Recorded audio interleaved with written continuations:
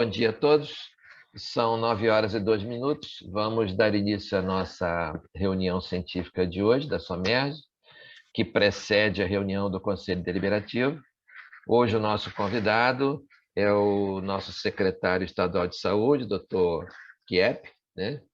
E eu quero passar primeiro a palavra para as suas manifestações iniciais ao Dr. César Figueiredo Veiga, que é o representante do CREMERG nessa reunião. Por favor, César.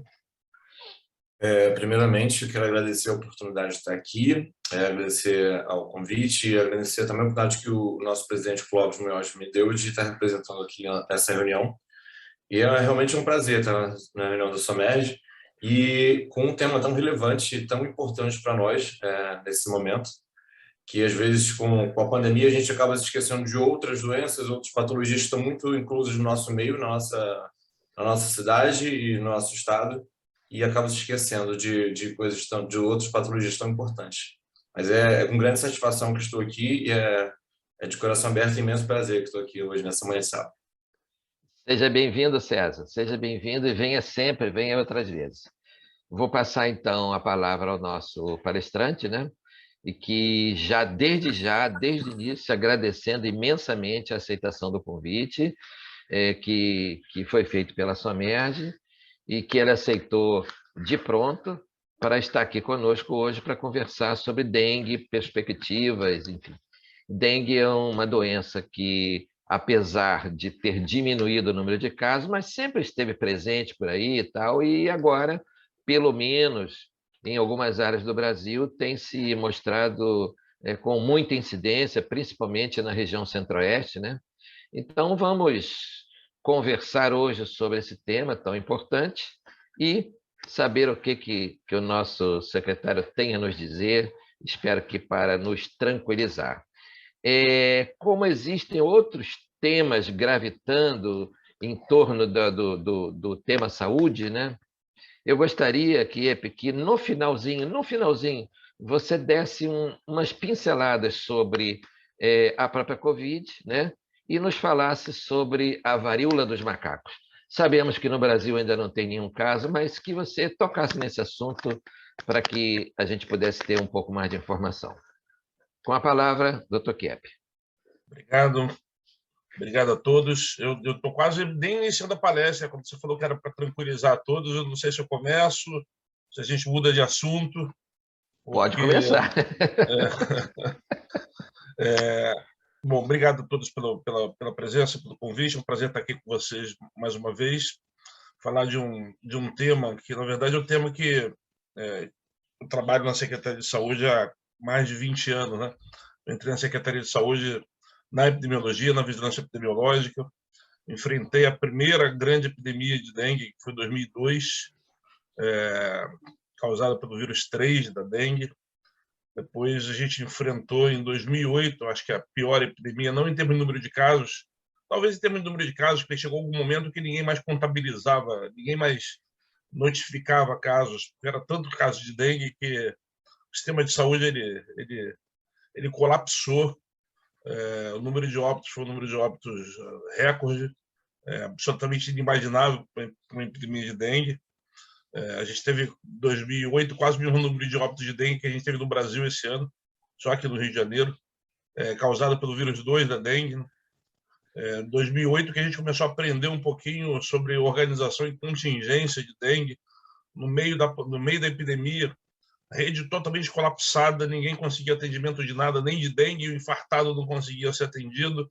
Os hospitais de campanha das Forças Armadas começaram a ser estruturados.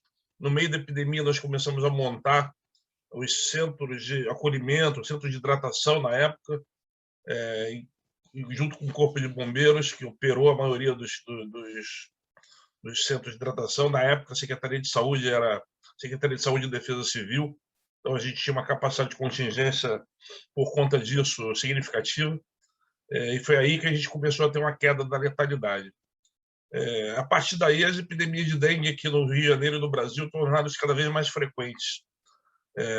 2002 pelo dengue 3, 2008 pelo dengue 2, depois a gente vem em 2010 2009, a gente identifica a circulação do dengue 1, que só havia circulado na década de 70, 60, 70, aqui no Rio de Janeiro. E aí a gente tem uma epidemia em 2011 importante também por dengue 1. E aí logo depois entra o dengue 4, recircula o dengue 1, e aí vem essa confusão, epidemias que no Rio de Janeiro aconteciam a cada 5 a 8 anos, a gente começa a ter epidemias cíclicas a cada 3, 4 anos, a cada 2 anos, às vezes. Eu lembro, 2011, 2013, a gente teve epidemia. Nesse meio dessa epidemia e circulação de diversos subtipos de vírus da dengue, tem a entrada da Zika, primeiro, que é uma outra arbovirose transmitida também pelo Aedes aegypti. E logo depois da Zika, a entrada também do vírus chikungunya, outro arbovírus, que também fez epidemias no meio dessa circulação de vírus da dengue. Além, obviamente, do risco de urbanização da febre amarela, com a possibilidade de ser transmitida também pelo Aedes aegypti. Não aconteceu, mas a gente houve uma preocupação muito grande, uma corrida para vacinar a população muito rapidamente, tanto para protegê-la da forma silvestre, mas também para diminuir o risco de reurbanização da febre amarela. E aí, nesse contexto todo, em dezembro de 2019, no nosso processo de monitoramento de vírus, de uma forma geral, de arbovírus, mas principalmente a identificação do subtipo de vírus da dengue, em final de 2019, nós identificamos a recirculação do vírus 2 da dengue aqui no Rio de Janeiro. E aí, obviamente, acendeu o sinal de alerta à época, porque o vírus 2 da dengue, o mesmo que causou a epidemia em 2008, um vírus, parece que do ponto de vista clínico, um vírus mais agressivo, com uma tendência de mais formas graves, com uma letalidade aparentemente um pouco maior. E aí acendeu o sinal de alerta, mas aí veio a epidemia de Covid, não se sabe por quê, ainda não existe uma explicação muito clara sobre isso. Duas epidemias não coexistem ao mesmo tempo, mesmo sendo epidemias de vírus diferentes, a tendência é que uma epidemia suplante a outra. Então, a gente, Covid veio com muita força, e foi o que a gente viu em 2020, 2021 e 2022. E aí, agora, a gente começa, no início desse ano, a observar o aumento do número de casos de dengue, dizendo pelo Rio de Janeiro, mas no Brasil também, principalmente da região sul e centro-oeste. Região sul e centro-oeste com epidemias importantes em grandes municípios. O Rio de Janeiro com um aumento de 180% do número de casos, quando comparado ao mesmo período do ano passado. Eu vou mostrar isso para vocês, os dados que a gente tem, mas já acende muito o sinal de alerta para a gente, porque esse aumento do número de casos agora, no Rio de Janeiro acontecendo no interior, principalmente município da região noroeste. Município da região noroeste com taxa de incidência já acima de 1.000 casos por 100.000 habitantes. E essa circulação intensa no centro-oeste e na região sul, obviamente, é um grande problema. Uma questão que chama atenção é que, ao contrário do que a gente imaginava, o dengue 2 não explodiu em todos os municípios. A gente tem a coexistência e a circulação talvez até mais intensa nesse momento do subtipo 1 da dengue. O que, de certa forma, é bom, porque é um vírus que circulou há menos tempo, por isso a tendência é que a gente tenha menos suscetíveis para poder sustentar uma epidemia. Eu preparei uma apresentação, eu não sei se ela está aí disponível, eu enviei. Está sim, só um segundo, por gentileza, senhor secretário.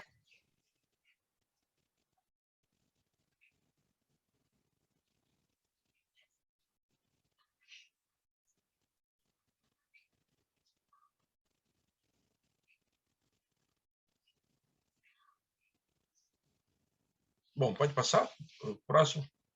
Então, a gente está falando, então, de uma doença que, obviamente, todo mundo sabe, é transmitida pelo Aedes aegypti. O Aedes aegypti é um mosquito totalmente domiciliado, né? É um mosquito que tem uma característica de áreas urbanas, principalmente áreas periurbanas. A gente não vai encontrar Aedes aegypti dentro da floresta. É um mosquito domiciliado porque todo o ciclo dele de reprodutivo acontece em ambientes em que o homem vive, né? Seja na sua casa, seja no seu trabalho. O mosquito que tinha uma característica anteriormente de reprodução em água limpa e parada, né? Hoje é um mosquito muito mais adaptado ainda ao meio urbano. Ele se reproduz e às vezes em condições que antigamente a gente julgava impossível. Então, qualquer possibilidade de água parada, mesmo água suja hoje, com excesso de restos orgânicos, esse mosquito se prolifera. Além disso, é um mosquito que, por conta da pressão de resistência ao longo dos últimos anos pela utilização de diversos tipos de inseticidas, principalmente os adulticidas, né? Ele é um mosquito altamente resistente à grande maioria dos inseticidas que nós temos hoje para matar mosquito adulto. Então, por exemplo, peretroide hoje, que foi uma classe de adulticidas muito utilizada alguns anos atrás. Aqui no Rio de Janeiro, por exemplo, o Aedes aegypti, a grande maioria deles já é resistente ao peretroide. Então, é um mosquito que eu diria para vocês, só para poder fazer uma introdução, para a gente poder depois discutir também um pouco para onde vamos, o que fazer. É um mosquito que a gente vai ter muita dificuldade em controlar com as tecnologias que nós temos até hoje, né? Que é a eliminação mecânica do mosquito, a eliminação dos seus criadouros, ou a utilização dos larvicidas, dos adulticidas. Então, ninguém no mundo conseguiu, com essas metodologias, eliminar o mosquito. Obviamente, a gente diminui a população deles, né? Estou dizendo que a gente não possa evitar uma catástrofe se a gente intensificar essas ações. A gente tem alguns países de sucesso, Singapura, por exemplo, mas são países com características, apesar de climáticas muito semelhantes ao Rio de Janeiro e algumas outras partes do Brasil, tem uma característica de urbanização muito diferente do que a gente vive no Brasil. De qualquer modo, a Aedes aegypti ele só se espalha ao longo do globo, né, atingindo cada vez mais países, a ponto da gente já ter, por exemplo, transmissão sustentada de chikungunya em alguns países da Europa, coisa que não acontecia anteriormente. E dengue também já acontecendo de forma autóctone em países do continente europeu. Então, esse é o grande desafio inicial do ponto de vista de vetor de transmissão da dengue. Esse primeiro slide aqui mostra a curva epidêmica dos casos prováveis de dengue no Brasil, quando comparado ao ano passado. É claro que isso engana. Ano passado foi um ano de baixa transmissão de dengue. Em 2021, a gente tem uma sazonalidade da dengue marcada ali, que vai de janeiro até a primeira quinzena de maio, principalmente, mas foi um ano de baixa transmissão. Quando a gente pega o ano de 2022, a gente já vê claramente um aumento significativo, né, um aumento quase 4 vezes maior, na verdade 3 vezes maior do que no ano passado. Já são quase 900 mil casos prováveis de dengue desse primeiro semestre. Então, esse aumento de quase 170% em relação a 2021. Uma taxa de incidência já significativa, que já caracteriza uma alta transmissão, né? Apesar de estar muito localizado em algumas regiões, de uma forma geral, essa taxa de incidência de 400 casos por 100 mil habitantes já caracteriza uma alta transmissão.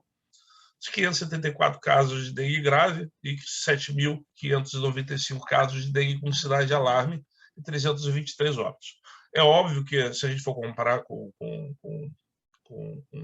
Covid, por exemplo, a Covid tem uma taxa de letalidade maior. Mas a dengue é uma doença que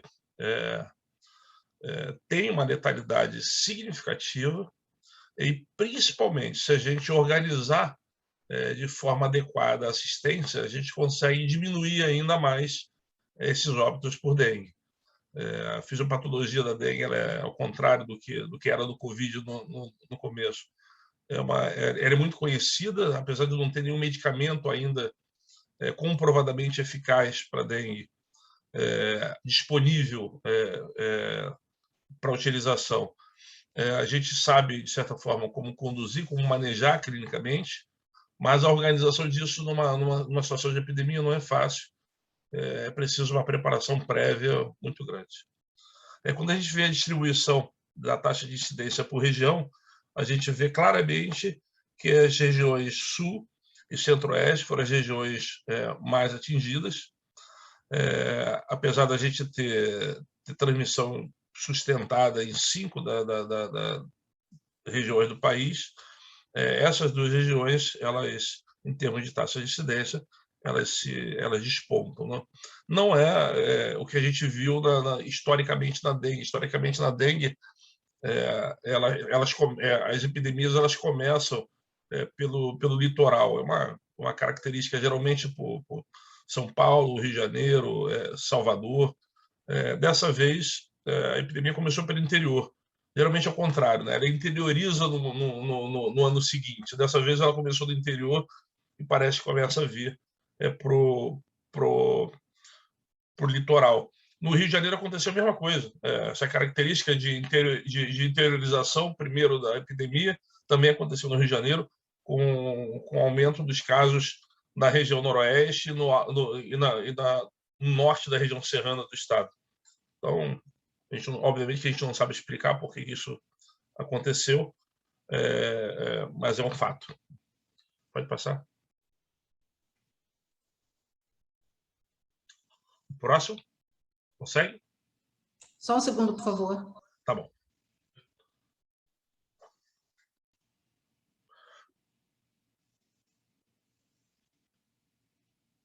Oi.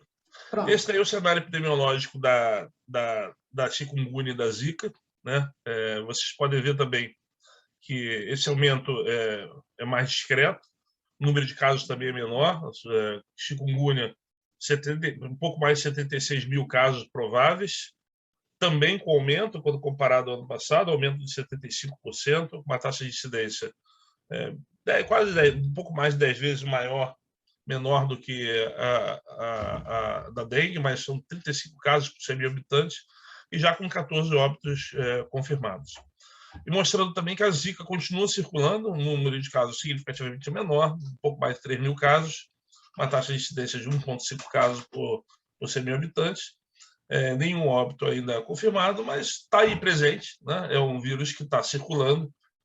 A tendência dele na medida que o tempo for passando, que a gente for acumulando suscetíveis, que ele saia dessa característica um pouco mais endêmica que ele está, que ele possa voltar a fazer os picos epidêmicos, como todas as outras arboviroses.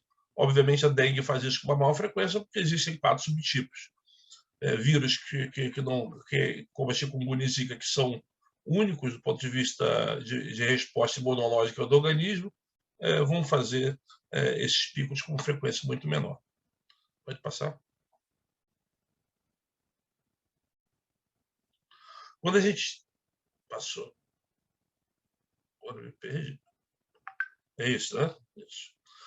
Quando a gente vê o cenário aqui no Rio de Janeiro, esse primeiro gráfico aqui ele mostra a distribuição dos casos por semana epidemiológica, obviamente até a semana 20.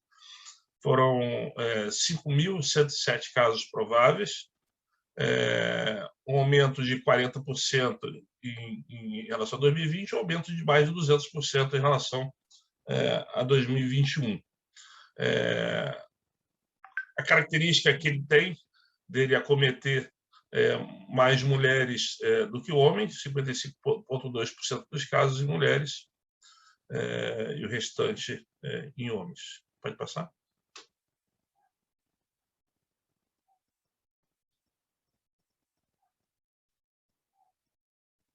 Quando a gente avalia essa incidência acumulada aqui no estado, vocês podem ver que é uma transmissão que acontece muito mais intensa nessa região noroeste, em alguns municípios da região serrana, enfim, e alguma coisa aqui na Baía de Ilha Grande, mas mais intensa aqui na região noroeste. Os municípios que já têm uma incidência superior a 500, a Peribé e Cambuci, são municípios pequenos, que apesar disso já começam já começam não, vivem ainda um cenário de epidemia significativa. A Peribé, por exemplo, está com uma taxa de incidência superior a 1.200 casos por 100 mil habitantes. Isso já tem um impacto significativo na rede de saúde local, já foram montados centros de acolhimento de pacientes com dengue nesses municípios. E municípios com maior incidência, maior de 300, que a gente já caracteriza como alta transmissão, Itaocara, Santo Antônio de Padre, 14 Moreira, na Noroeste, e Carapebus, aqui na região norte do estado. Uma característica que eu tinha falado para vocês dos vírus circulantes, a gente tem esse mapa que mostra a distribuição de vírus por município. A gente hoje, no Rio de Janeiro, a gente tem uma boa vigilância genômica, tanto de dengue como de Covid. A gente tem uma capacidade muito grande de fazer esse sequenciamento, e hoje a gente tem uma boa visão do que está acontecendo aqui no estado em termos de distribuição de vírus. Isso, obviamente, traz para a gente uma possibilidade de trabalhar esses dados e antecipar alguns cenários. Então, o que a gente está vendo em branco, que a gente ainda não tem uma detecção viral.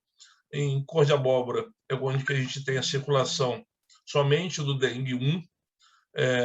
Em rosa, a circulação somente do dengue 2.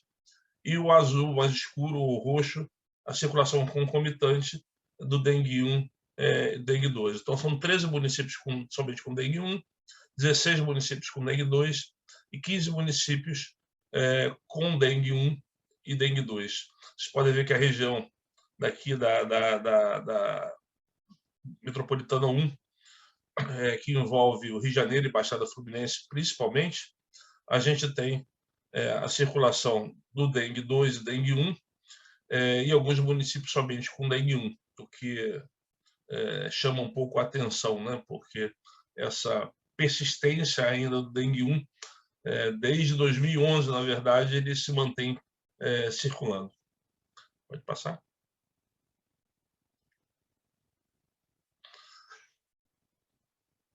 Bom, esse daqui, então, é para a gente poder ter uma ideia por região. Essa taxa de incidência, então, na região noroeste, vocês podem ver, ela é muito maior do que no restante do estado. Então, é muito semelhante ao que aconteceu no Brasil em termos de começo da transmissão no interior e indo para a região litorânea. Então, é isso que a gente espera um pouco para o ano que vem. A gente já vem emitindo alguns alertas, em termos de alerta de risco para o ano que vem. A sazonalidade então, da dengue, então, a gente consegue já observar esse aumento. A sazonalidade nos primeiros 4 meses, principalmente, mas a gente consegue já observar essa tendência já a partir de novembro. Então, a partir de novembro, a gente vai ter uma ideia do que vai acontecer no ano que vem, mas pelo que a gente está vendo agora, se não houver nenhuma surpresa, tudo indica que ano que vem vai ser um ano bastante complicado. As epidemias de dengue no Brasil, no Rio de Janeiro, geralmente acontecem assim.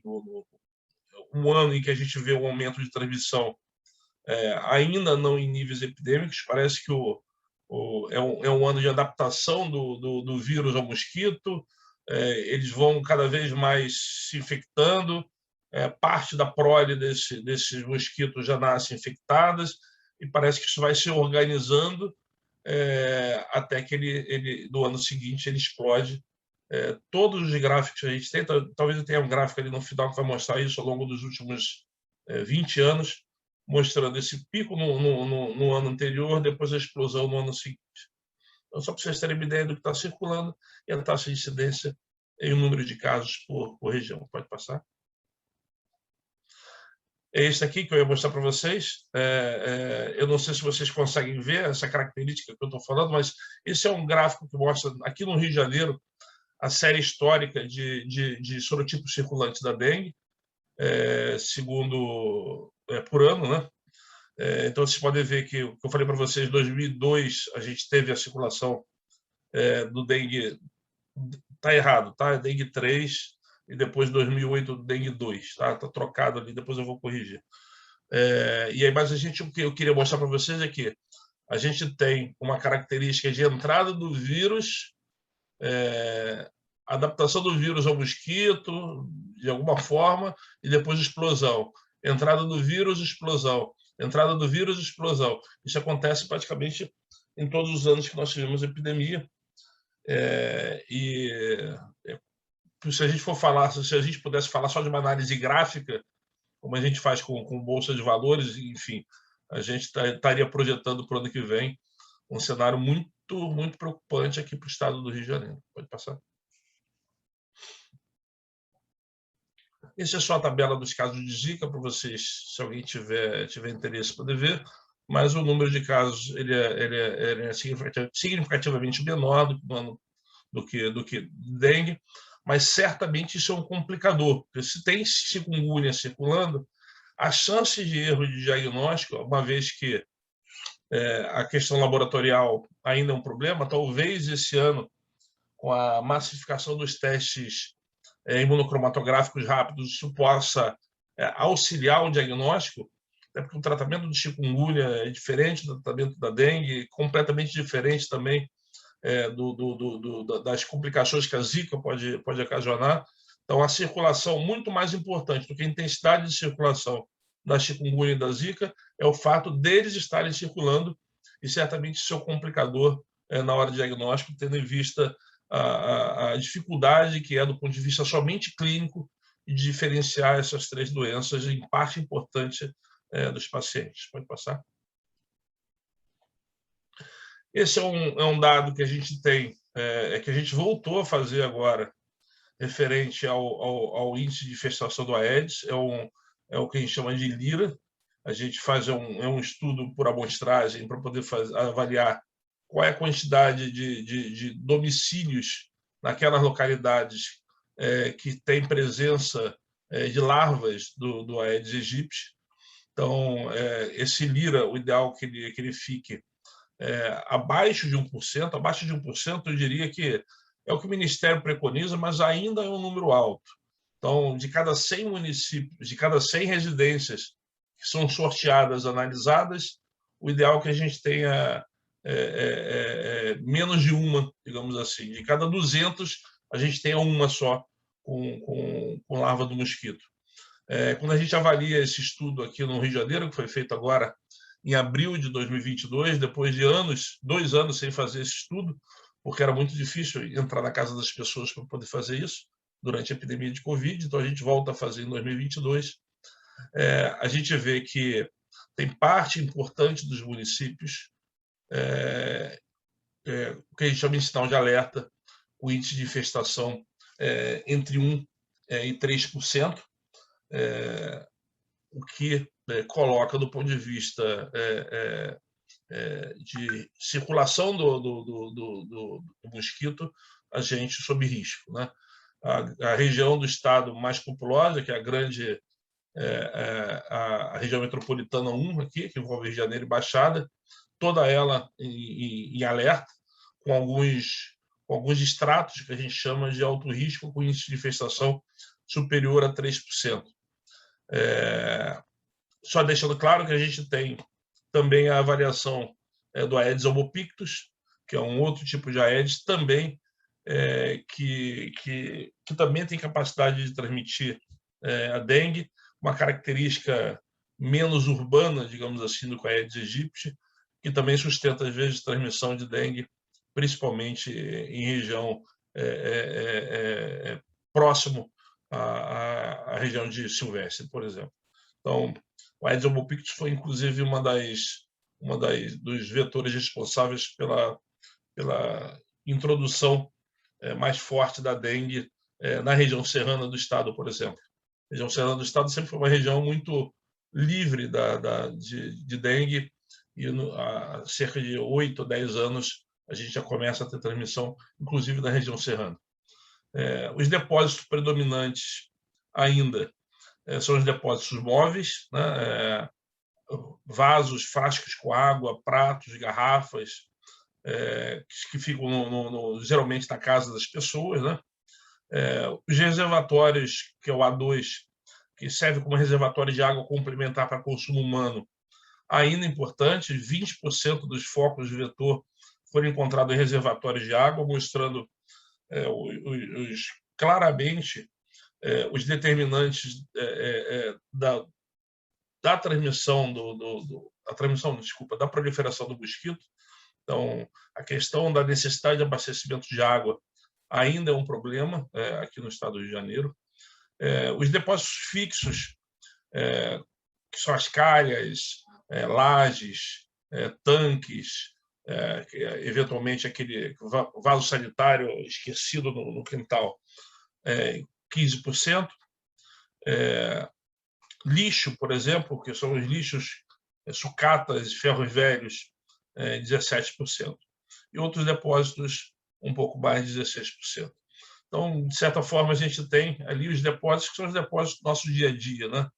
Os grandes depósitos, os grandes criadores de mosquito, como, por exemplo, os ferros velhos, enfim, as piscinas, mas principalmente naqueles vasos de planta, naqueles pratos, naquelas garrafas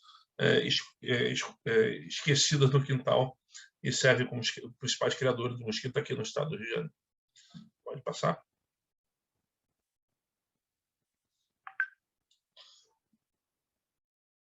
Bom, algumas ações que a gente está fazendo para poder dar conta disso, né?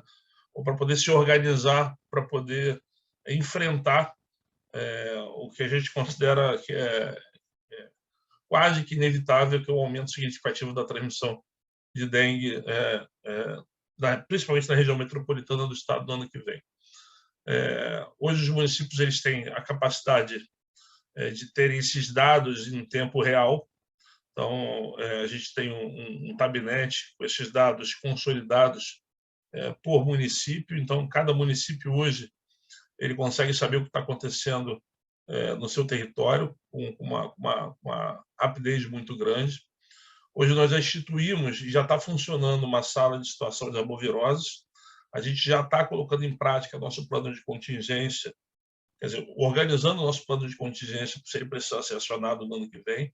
É um plano de contingência robusto que prevê a estruturação de até 150 centros de hidratação no estado do Rio de Janeiro.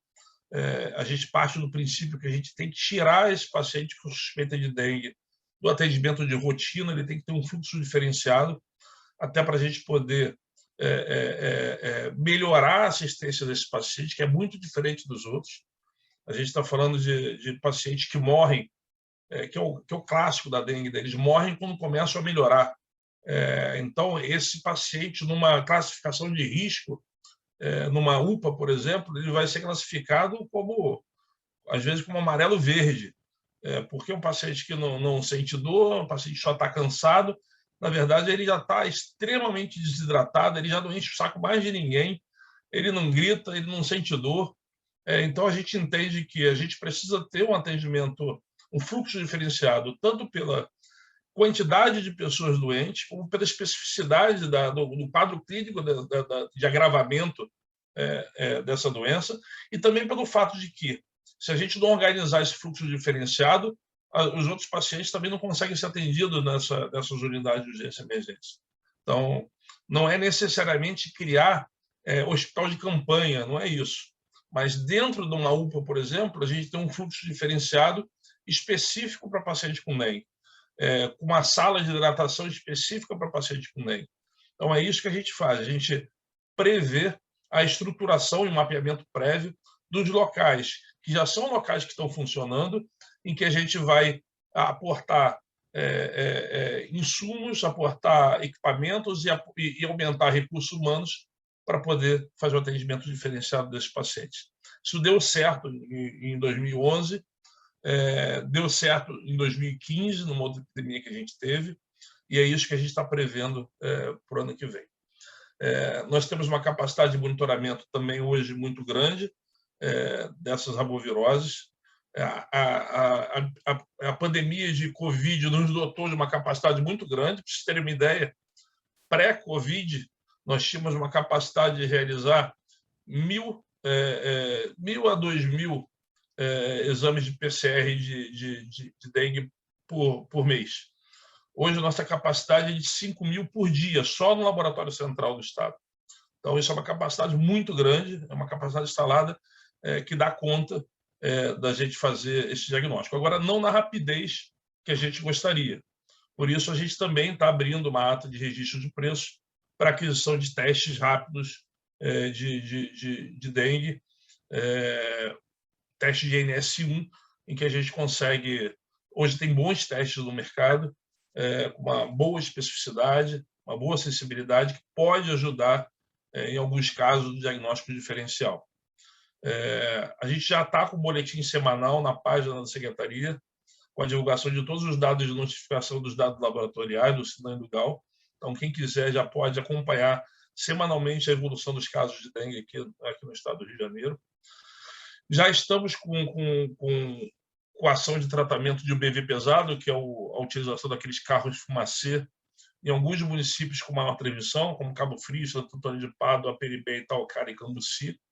A gente está reforçando nossa frota agora no segundo semestre, estamos adquirindo mais carros, então a expectativa é que a gente tenha uma boa frota complementar aos municípios para a utilização dessa estratégia, que é uma estratégia pontual, não é uma estratégia, principal estratégia, na verdade pontualmente naqueles locais de alta transmissão, a gente faz o tratamento com o BV nos locais em que tem uma quantidade de mosquito maior.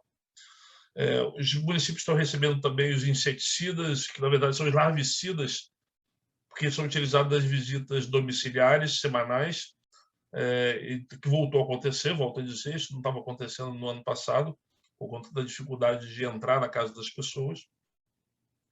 E já estamos fazendo a capacitação de manejo clínico para os profissionais da rede.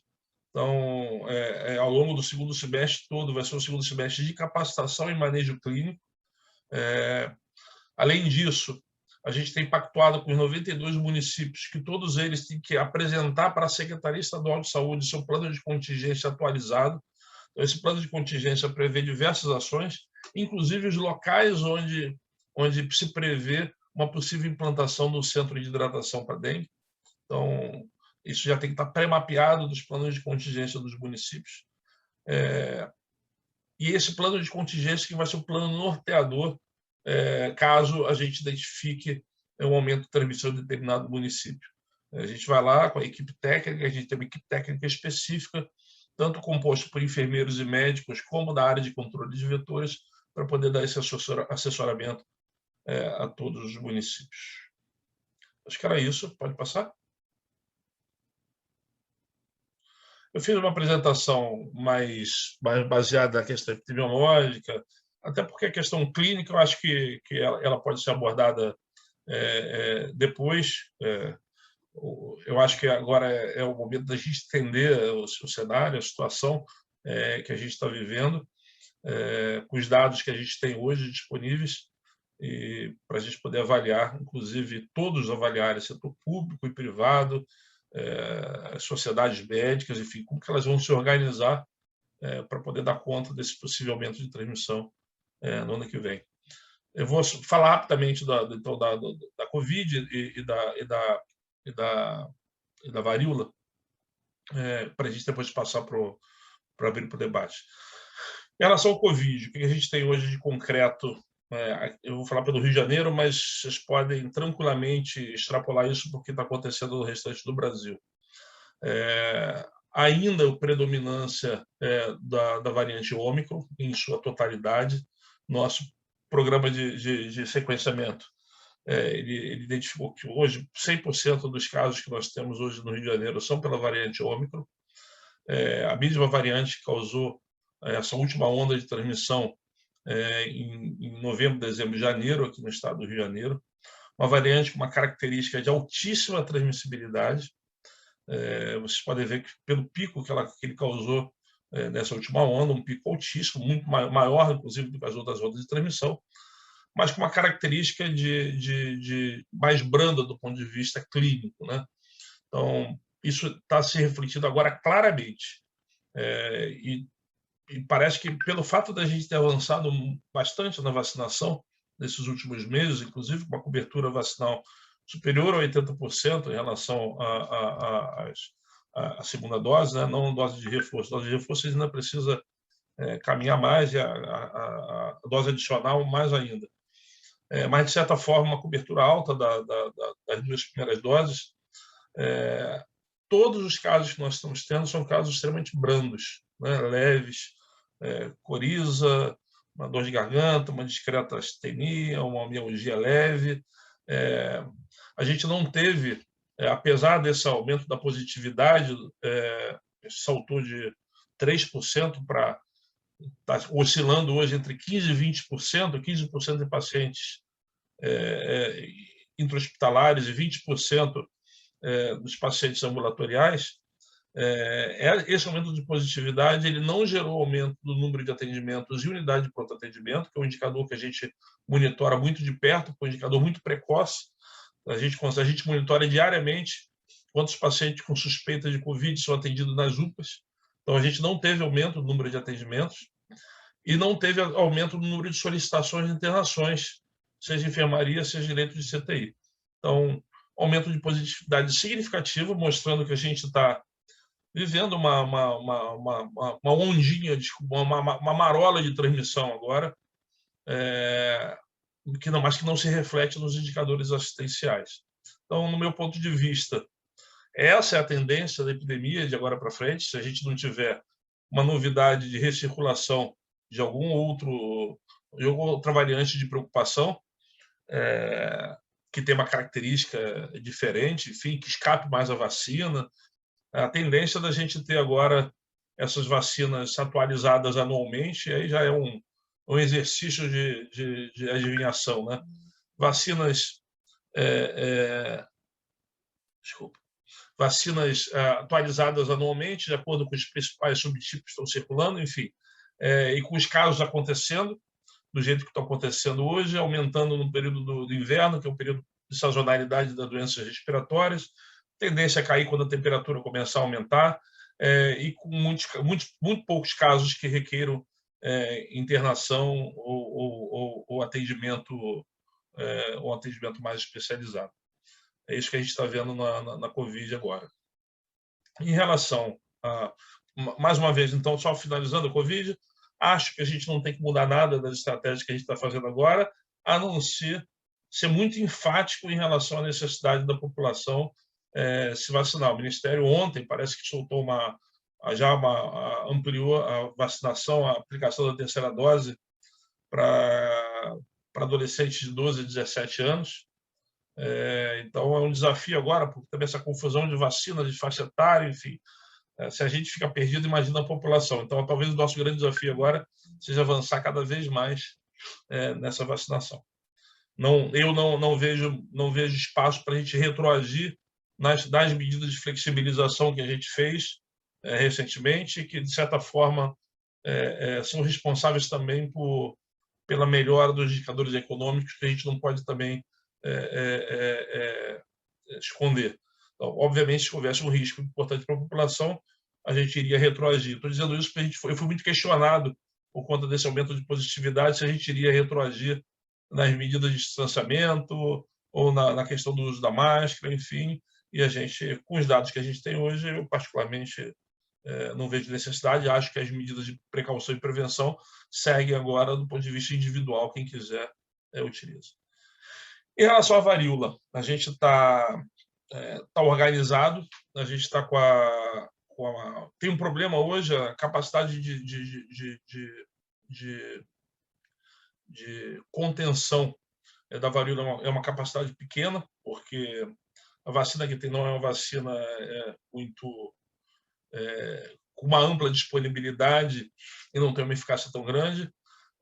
A gente está organizando aqui no estado do Rio de Janeiro a rede de referência, então qualquer paciente suspeito ele vai imediatamente para o hospital de infectologia da Fiocruz, que vai ser a nossa referência para a internação desses casos.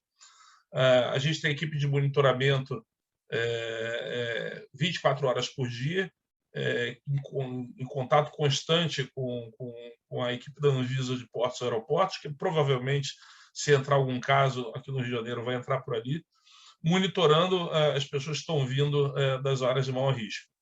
Não é algo fácil da gente impedir a entrada, né? É um vírus que já tem uma transmissão autóctone já em alguns países da Europa. De qualquer jeito, agora, a principal preocupação é tentar, ao máximo, se houver entrada, evitar a disseminação. Então, o monitoramento de passageiros em portos e aeroportos e a organização da rede assistencial para a gente poder fazer as medidas, tanto assistencial como as medidas de contenção necessárias.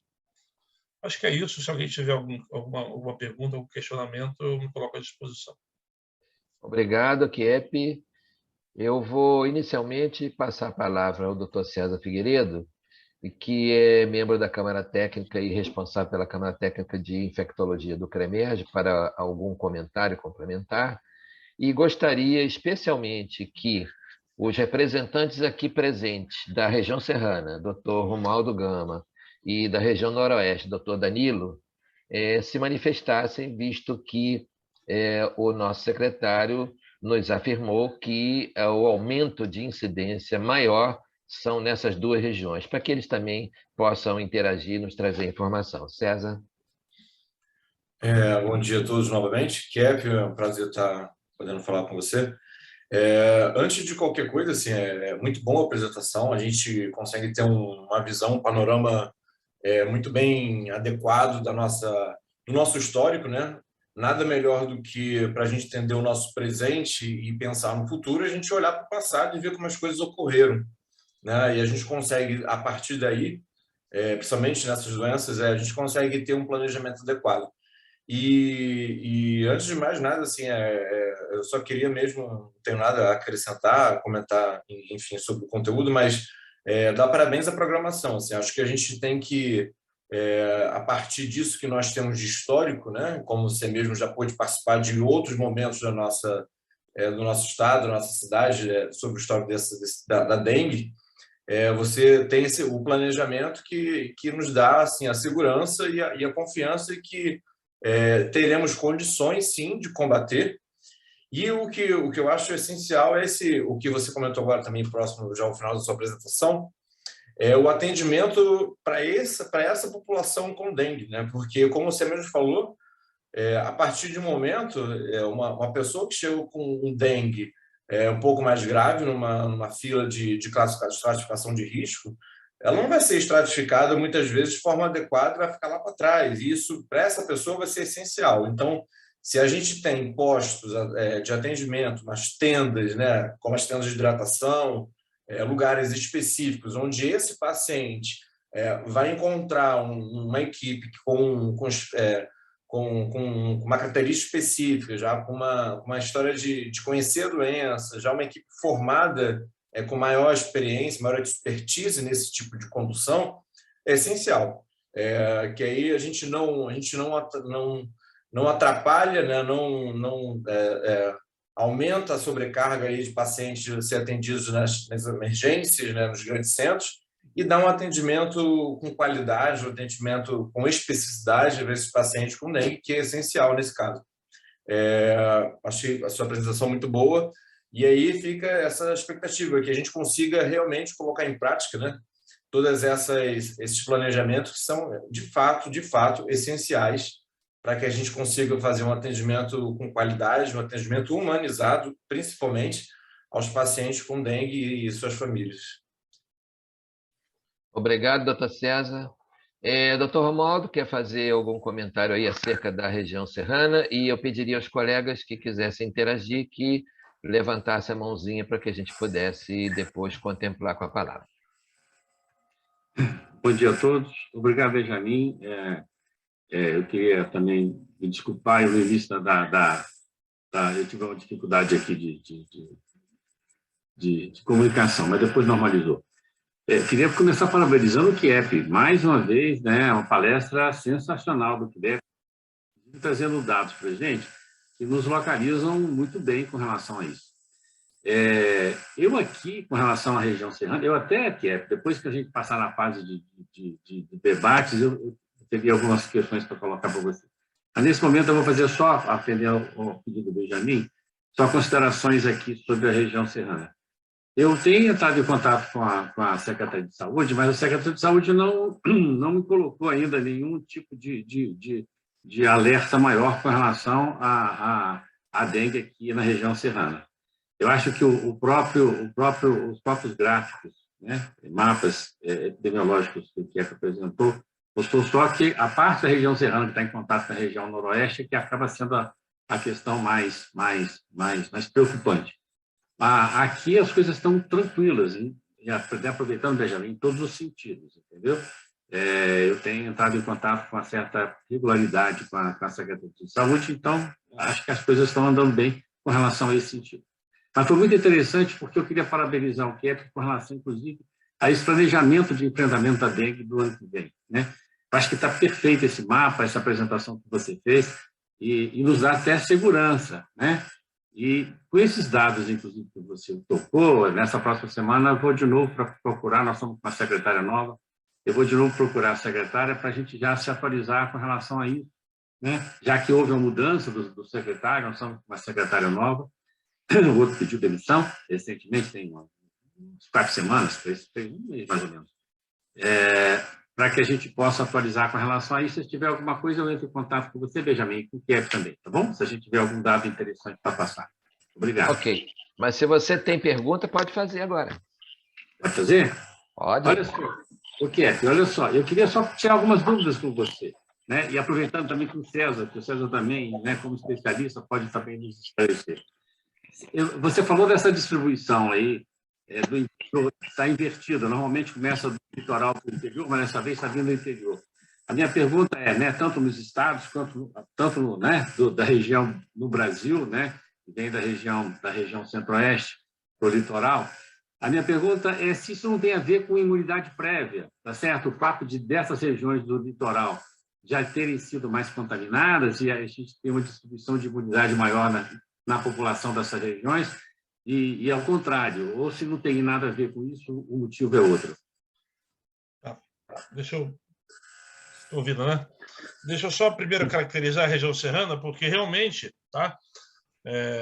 Romualdo, está certo, tá? A região serrana, na verdade, que sofre com a dengue, é a região lá de cima da região serrana. Então, a gente está falando de Cantagalo, São Sebastião do Alto, Santa Maria Madalena, Trajano, até Cordeiro. Friburgo, Teresópolis, Petrópolis são municípios que geralmente sofrem muito pouco com a dengue, até por conta da própria característica da temperatura, tá? Então, realmente, a região afetada é a região noroeste e aqueles municípios que fazem divisa com a região noroeste que já sofrem um pouquinho mais. Em relação à interiorização, Romualdo, é engraçado, não tem a ver com, por incrível que pareça, a gente não tem também a capacidade de fazer estudos de soroprevalência, tá? E os estudos de soroprevalência para dengue, eles não são adequados porque a gente não consegue saber para qual subtipo que aquela pessoa está imune. Então, o estudo de soroprevalência para dengue, ele é inócuo, ele não tem... Ele só diz que aquela pessoa é imune, mas você não vai saber para qual subtipo. Então, a gente faz uma avaliação de risco com base no histórico de circulação do vírus e no quanto ele causou de casos naquela época. Então, por que a preocupação com o vírus 2 da dengue? Porque ele circulou em 2008. Então, em tese, todo mundo que tem 14 anos de idade não teve contato com o vírus. Tá? 14 anos de idade de qualquer localidade, porque ele circulou em 2008, 2009, muito pouquinho, depois ele sumiu. A gente não identificou mais a circulação dele aqui.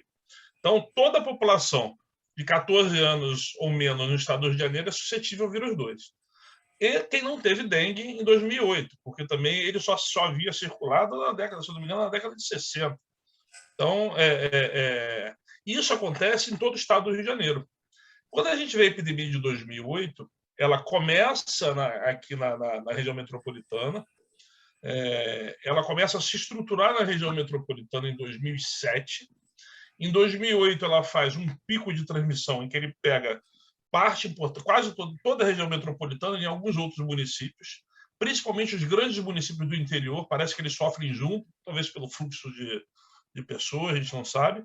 E depois, no ano seguinte, 2009, por exemplo, a gente tem o que a gente chama de interiorização. E aí que vai para o interior, aí pega aqueles municípios menores do interior. A gente viu isso em todas as epidemias, a gente viu isso em 2002, 2008, viu em 2011, viu em 2015. E esse ano não aconteceu.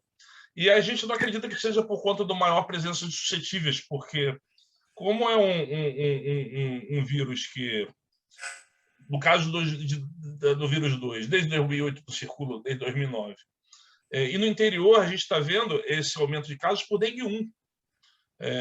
Então, assim, é uma confusão que a gente ainda não consegue explicar. Primeiro porque coexiste dengue 1, porque o vírus 2 não tomou conta, era para ter tomado conta, uma vez que a tendência é você ter predominância daquele vírus que tem maior quantidade de suscetíveis. Então, a gente também não consegue entender isso. E porque começou no interior. É pela primeira vez que aconteceu isso. Então, assim, é possível, tudo é possível. A gente só não tem as explicações ainda. Perfeito. E com relação à vacinação, existe alguma chance de... A vacina... Eu queria perguntar, seria a vacinação? E se esses métodos de controle do mosquito, com o carro do bebê pesado, e aquela transmissão de fazer a esterilização de mosquitos estéreis, né? Como é que estão essas duas coisas com relação ao mosquito, né? E aí, com relação à vacinação? Essas duas, e eu encerro minhas perguntas. Eu não sei se o César depois vai querer complementar, se alguém tem outra informação, mas o que a gente tem hoje de concreto em relação à vacinação? Ela é uma vacina que, do ponto de vista coletivo, é muito difícil dela ser incorporada agora, porque ela parece que é uma vacina boa para quem já teve dengue, mas não é uma vacina tão boa para quem nunca teve dengue. Porque aí parece que ela tem uma função de servir como primeira infecção, e aí a segunda pode ser mais grave. Então, do ponto de vista individual, é uma vacina interessante. Eu, individualmente, avaliar a minha imunidade prévia e aí eu tomar a vacina. Do ponto de vista coletivo, o que a gente recebeu de informações hoje é de que os estudos apontam que seria muito difícil sua implantação e é muito difícil avaliar a custo-efetividade dessa vacina em larga escala. Eu vou ser honesto para você, Romualdo, eu não estudei a fundo, até porque assim, isso é algo que cabe ao Ministério da Saúde. Eu não faço parte do Comitê Técnico Assessor do Ministério da Saúde. Mas a informação que nós recebemos deles é isso, que eles não conseguiram comprovar que essa vacina, do ponto de vista coletivo, ela seria efetiva. Agora, do ponto de vista individual, é uma vacina que tem uma boa eficácia, principalmente contra os vírus 1 e 2 da dengue, cai um pouquinho, cai bastante com o vírus 4, por exemplo, mas é um vírus menos agressivo do ponto de vista clínico. Então, do ponto de vista individual, é uma vacina interessante. Em relação aos outros mecanismos de controle, eu sou um árduo defensor do controle dessas arboviroses com a Wolbachia. Tá? Mosquito estéreo, que é uma tecnologia que vem sendo utilizada por algumas empresas e alguns municípios, ela é eficaz, mas ela não é sustentável ao longo do tempo. Então, na medida que aquela população de mosquito estéreo vai morrendo, você tem que ficar fazendo reposição constante de mais mosquitos estéreis. Isso daí é um custo monstruoso, provavelmente esse custo ninguém consegue pagar. A Wolbachia, que é aquela bactéria que fica dentro do mosquito e que torna ele não transmissor, parece que de todas essas arboviroses urbanas, é uma tecnologia extremamente interessante, porque ela é sustentável ao longo do tempo, isso é, a prole desses mosquitos já nascem com a Wolbachia, então há a tendência com o tempo dela substituir a população nativa de mosquitos e a gente ter uma população de Aedes infectada com Wolbachia que vai te picar, que vai te incomodar, mas não vai te transmitir doença. A gente fez um esforço com o Ministério da Saúde algum tempo atrás e com a Fiocruz para poder fazer a ampliação desse projeto aqui no estado do Rio de Janeiro. Ele foi implantado em Niterói, em Paquetá, se não me engano, na Ilha do Governador, desculpa, em Niterói, em Jurujuba. Os resultados foram muito bons, mas foram todos resultados de pesquisa em pequena escala. Acho que a gente já tem dados suficientes para começar a trabalhar a Wolbachia como uma ferramenta de controle dessas doenças como saúde pública. Acho que está no momento disso. Depende do Ministério da Saúde agora, não dá tempo para o ano que vem, mas é uma estratégia, a meu ver, extremamente promissora para o controle dessas doenças. César, algum comentário? Antes que a gente abra a pergunta para as outras pessoas. Perfeito. Só para comentar, né? Na verdade, assim, há algum tempo é pesquisada a vacina para dengue, né? O Butantan, então, ele tem alguns anos dedicado bastante a essa pesquisa e tinham vários tipos de vacinas sendo testados. A princípio, pelo que eu saiba, tem uma vacina só que é liberada e ela, teoricamente, ela cobriria os 4 sorotipos do dengue, sendo com uma capacidade de prevenir 8 em cada 10 casos, assim, mas ela tem realmente restrições, ela tem condições particulares para ser empregada em cada indivíduo. Então, assim como o Cap já falou, assim, ela tem certas restrições. Então, ainda de uma forma para ser aplicada na comunidade de uma forma geral, ainda tem alguns passos ainda para caminhar.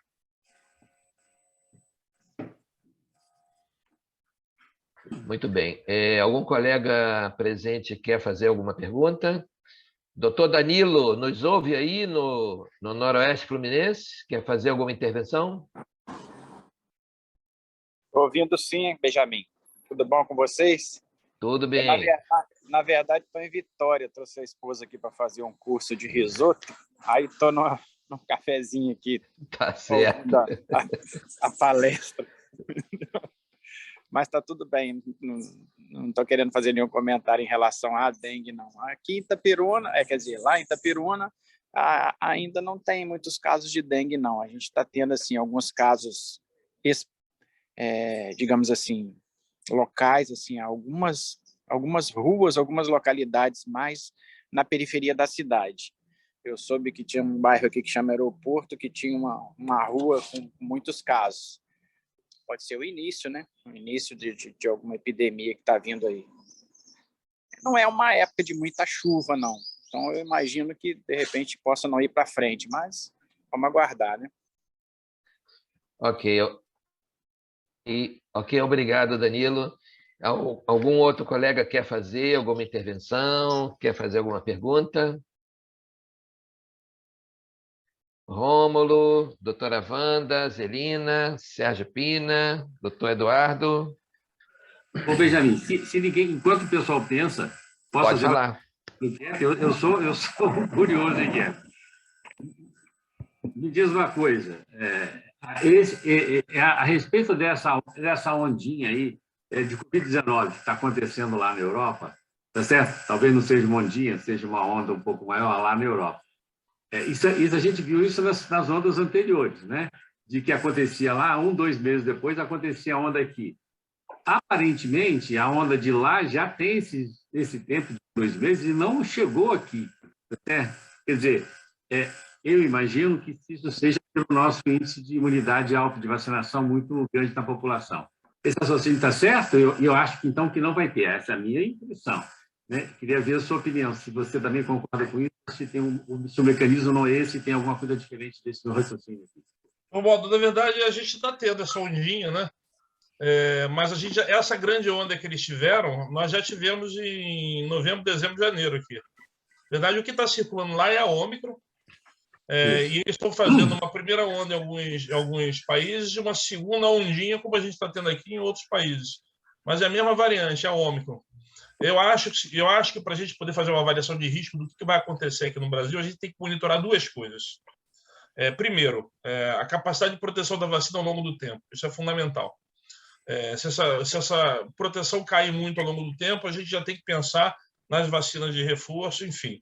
Essa é uma questão que é crucial para a gente poder avaliar em relação ao futuro. E a segunda questão é aparecimento de novas variantes. Por que eu estou dizendo isso? Se a gente não identificar uma queda da proteção ao longo do tempo e não tiver uma nova variante, nós vamos viver o que a gente está vivendo agora. Períodos de tranquilidade com o Covid acontecendo e sem internação. Se cai essa imunidade, ou se aparece uma nova variante de diferente preocupação, aí o cenário muda completamente. Então, eu acho que no momento que a gente está, que não tem variante de transmissão e que a gente está conseguindo avançar, apesar de toda a dificuldade, tá? Na vacinação, não acredito que a gente vai viver uma nova onda como a Europa ou a China está vivendo. Ok. Eu gostaria de conversar um pouquinho sobre isso agora. O que acontece? Eu tenho a impressão que a gente está tendo muitos casos de Covid no momento. O que acontece? O Covid que está dando agora deve ser desse Omicron mesmo, com essas variantes do próprio Omicron. Já tem 4 subvariantes do Omicron.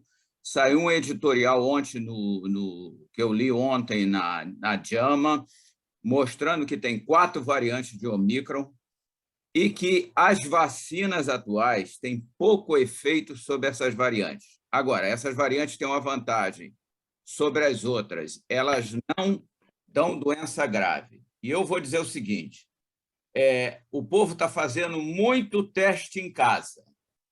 Então, esses testes não estão sendo comunicados à Secretaria de Saúde. Isso é um problema.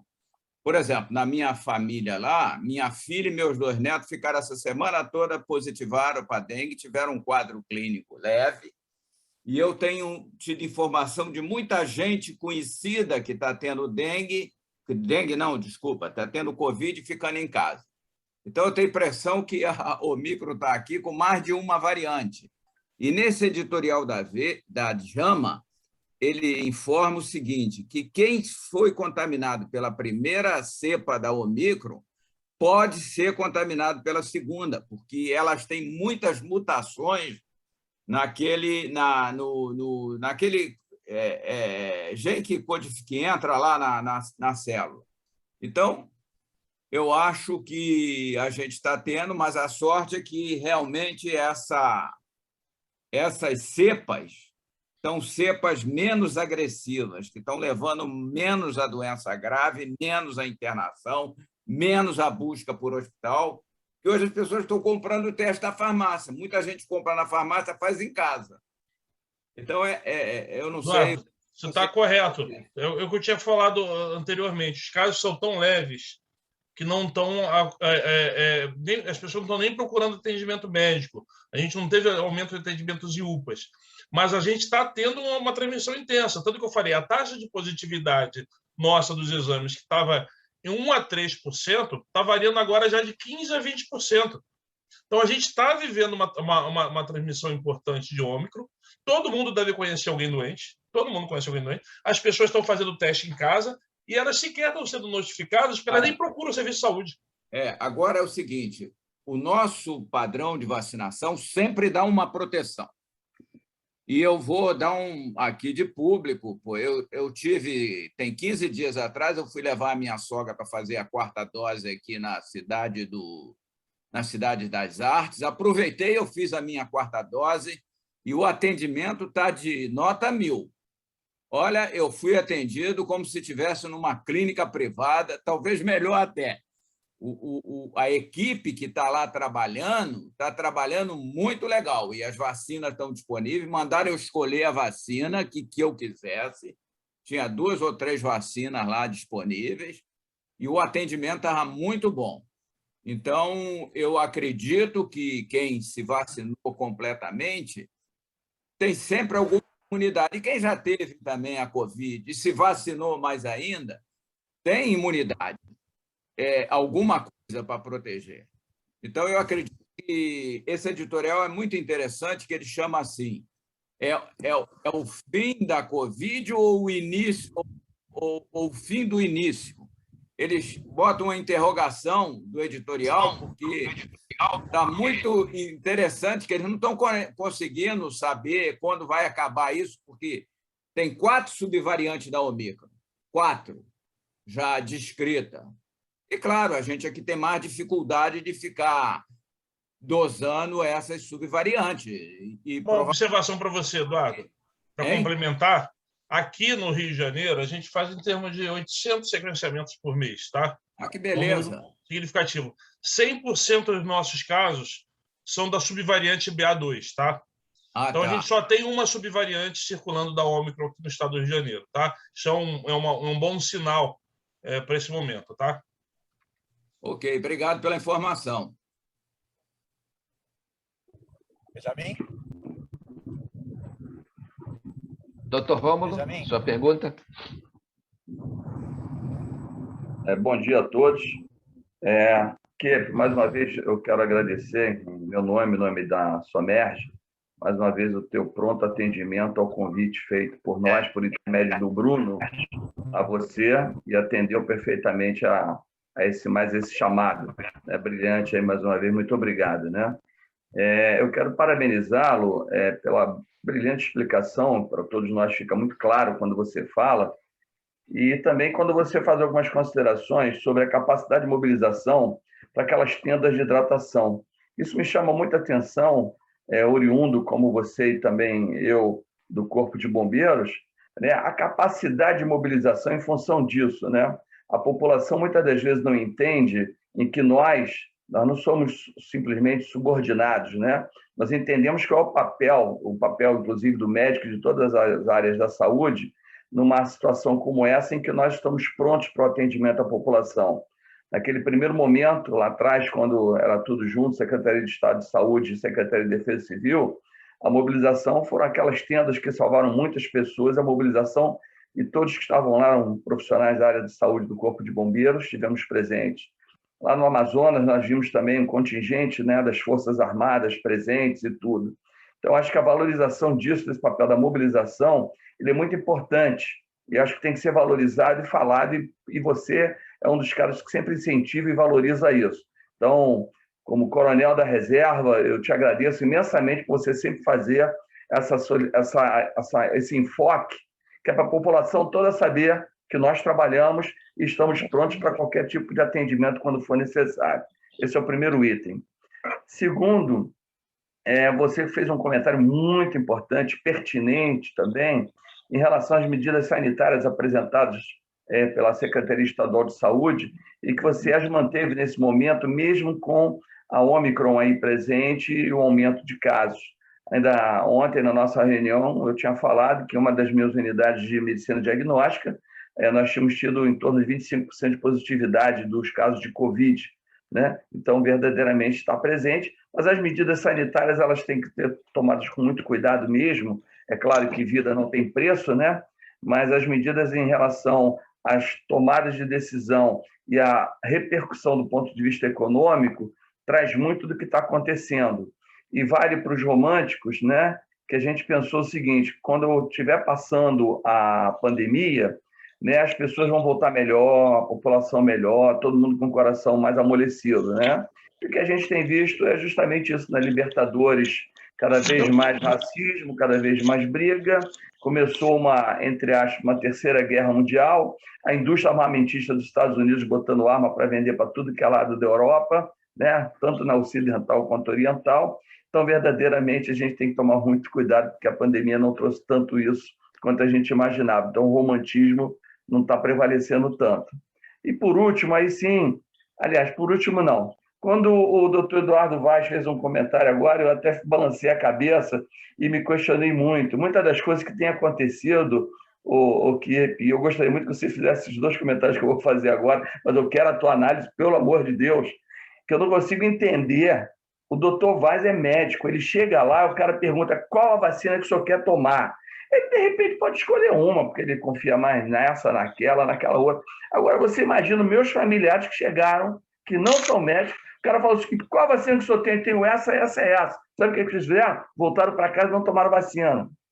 Eles não, grande parte da população. Então, eu gostaria que você pudesse falar a respeito dessa quarta dose, por gentileza. E uma outra coisa, me parece que quando começou a HIV, você está lembrado, né? Lá atrás, eu fazia o primeiro ano de residência, eu comecei residência no Hospital Adventista Silvestre, porque era a primeira prova que tinha, era em novembro para dezembro, eu fiz e comecei a fazer, foi quando começou a aparecer, isso em 83, se eu não me engano, 82, quando começou a aparecer HIV, né? E era doença de rico, né? Vide aí todo o apelo que foi em relação ao Cazuza, mais ou menos parecido. Por que eles conseguiram desenvolver nada em relação à vacina?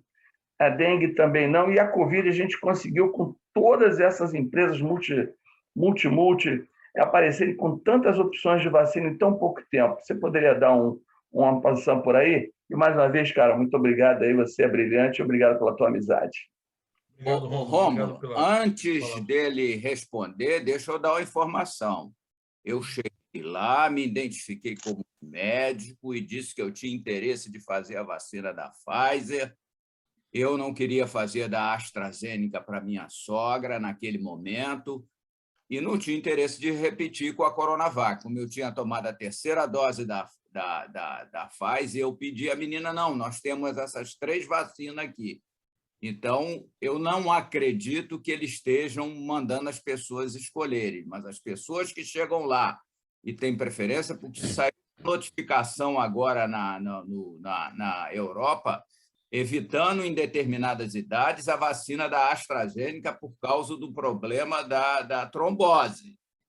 Então, eu conversei com alguns especialistas e eles aconselharam que a minha sogra fizesse, pela idade dela, da Pfizer. Então, foi isso que eu cheguei lá falando. Não vamos aqui também complicar a vida do povo que está lá, não, que me atenderam de maneira muito boa. É só isso que eu queria informar. Dá licença antes, perdão aí, Vaz, a gente não está falando sobre isso, não. Isso a gente entende. Agora, você é médico, você teve orientações de colegas sobre a sua sogra. Quem não tem é que é o grande problema. Em relação a isso também, quero dizer que um dos lugares onde eu trabalho, nós fizemos vacinação.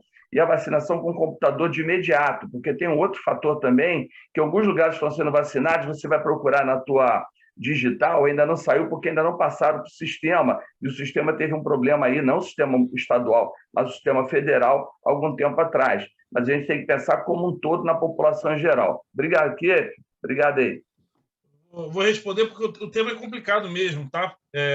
Ninguém ainda tem clareza. Essa história de trombose e AstraZeneca também, isso não está claro para ninguém ainda. Não tem ainda nenhum tipo de recomendação de quem tem histórico de trombose. A gente faz isso porque tem outra disponível, que se fosse a AstraZeneca, iria ser a AstraZeneca só.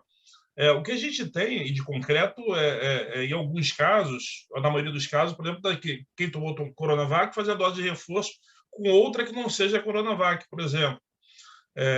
Então, em alguns casos, é muito específico qual você vai tomar. Em outras, realmente não é que seja um balcão que você escolha qualquer uma, mas é porque qualquer uma que se fizer, faz. Agora, eu concordo, a atitude do profissional de saúde deve ser: eu que vou avaliar, não é o paciente. No caso específico dele, eu estou imaginando que foi o Eduardo, porque é médico. Agora, para o restante da população, você passa, se você fala qual você quer, você passa o amadorismo ali naquele momento, que não é isso que a pessoa precisa. Ela já está tão segura com essa vacina que ela fala, não, é essa que você vai tomar, essa é melhor para você. Então, eu concordo com as duas partes, não ficando em cima do muro, porque a atitude ali foi porque era um colega médico específico. Mas, para a população geral, o vacinador, o profissional que está lá, ele que tem que fazer essa avaliação e ele que tem que indicar qual é a melhor vacina naquele momento. Entendeu? Seja pela segurança dos estoques disponíveis, que também é importante, tá? Se todo mundo quiser só uma vacina, vai sobrar outra e vai vencer, seja porque há uma indicação específica naquele caso. Eu concordo integralmente. A gente não pode passar insegurança nunca, não pode passar amadorismo. Em relação à vacina,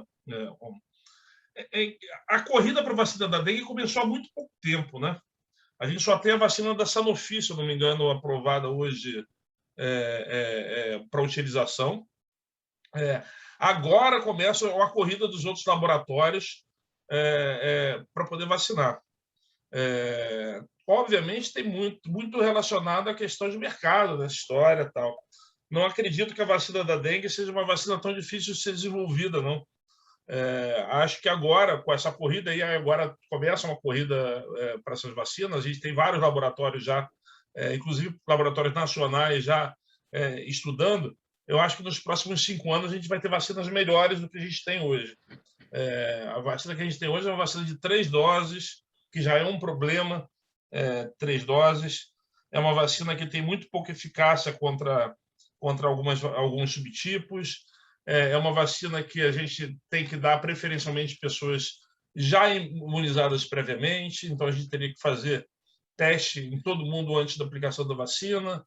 Então, não é uma vacina que dá para a gente incorporar agora, mas eu não tenho dúvida que nos próximos 5 anos a gente vai ter melhores vacinas surgindo no mercado.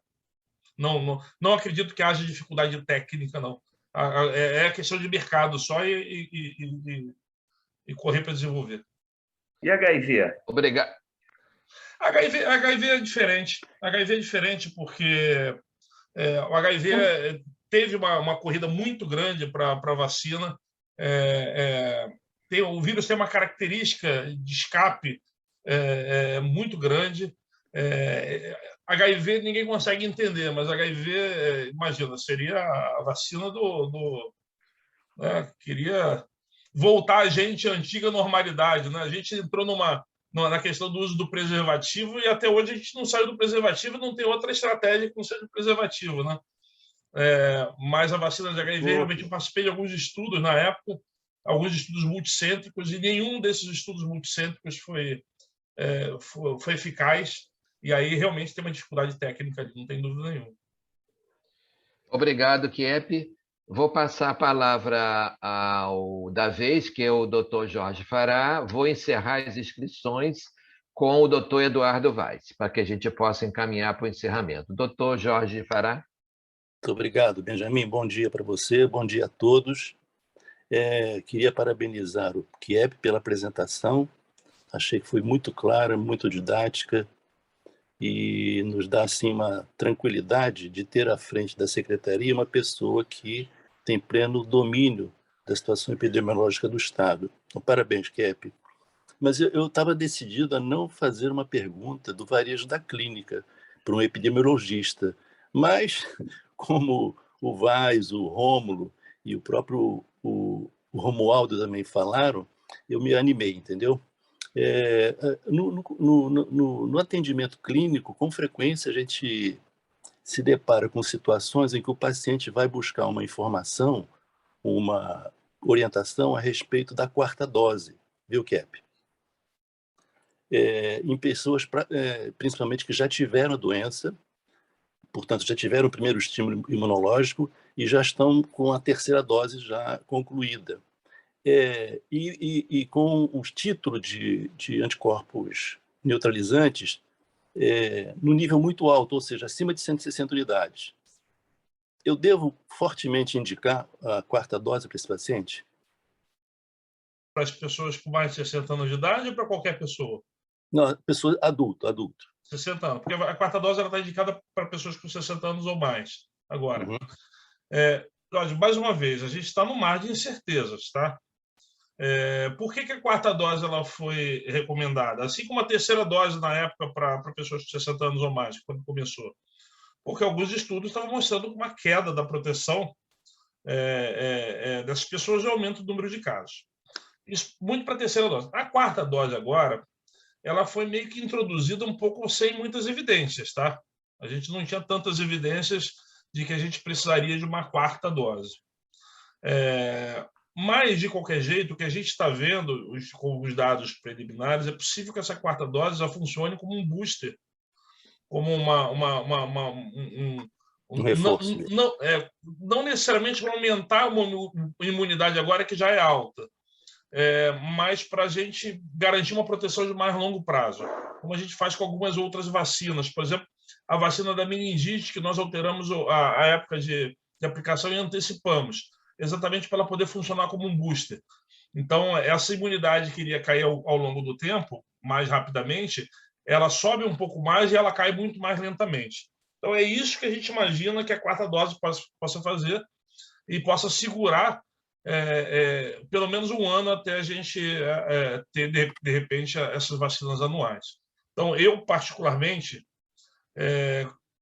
vendo os dados que eu tenho hoje de eventos adversos vacinais, a gente tem um robusto, nosso sistema brasileiro de monitoramento de eventos adversos vacinais, ele é muito bom, é um dos melhores do mundo. Isso o Programa Nacional de Imunização, ele tem esse mérito.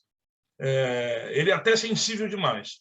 Quando a gente vê os dados, a gente vê que as vacinas elas podem não ser a melhor coisa do mundo em termos de eficácia, em termos de proteção contra a infecção, mas ela é muito segura. A gente não está vendo grandes complicações em relação à vacina.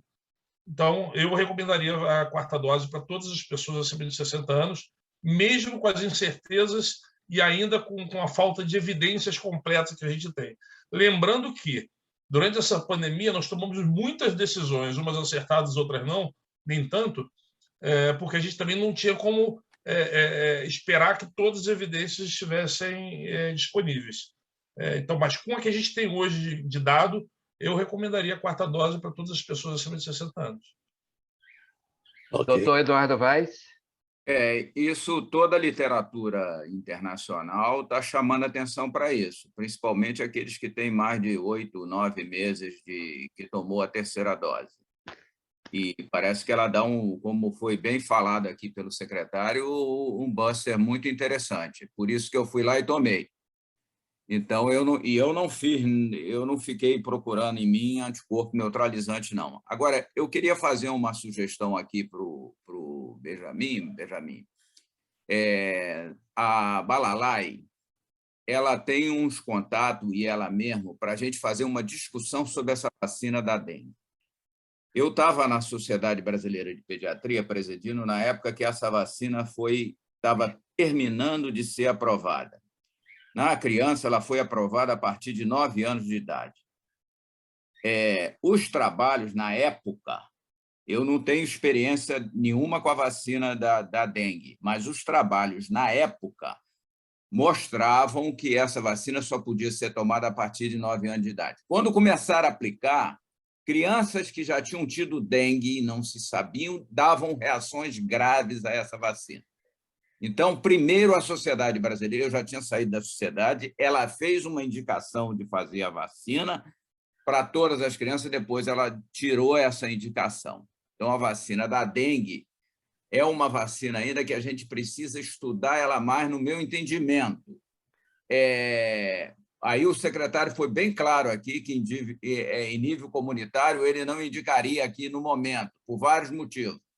Mas eu acho interessante a gente fazer uma discussão sobre essa vacina, porque tem gente que está estudando ela todo dia. Eu não tenho estudado sobre a vacina da dengue. Então, eu não sei com certeza absoluta, mas eu sei os dados da época que começou a ter reação grave em pessoas que já tinham tido dengue e tomavam a vacina. E, claro, numa população como a nossa, que tem muita gente que teve dengue que nós não diagnosticamos o dengue.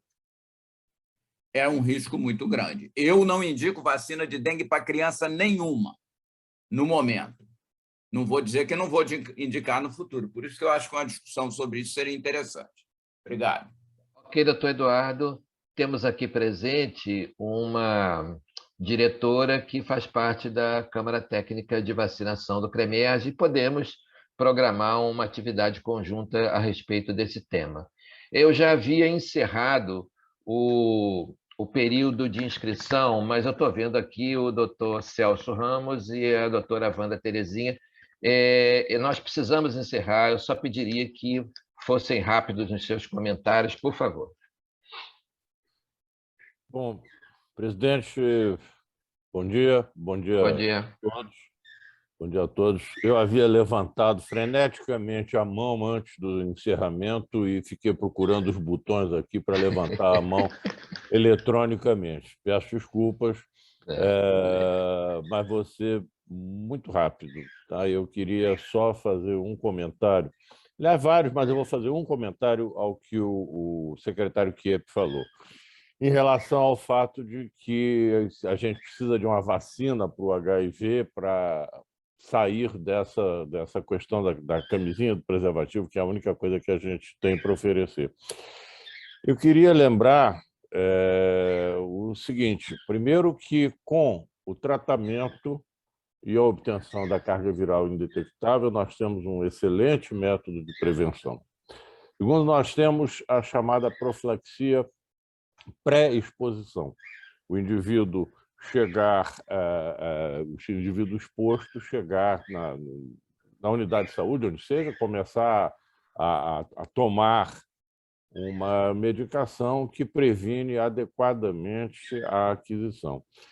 E a procura por esse PrEP, por essa profilaxia pré-exposição, é muito grande, o QIEP deve saber disso.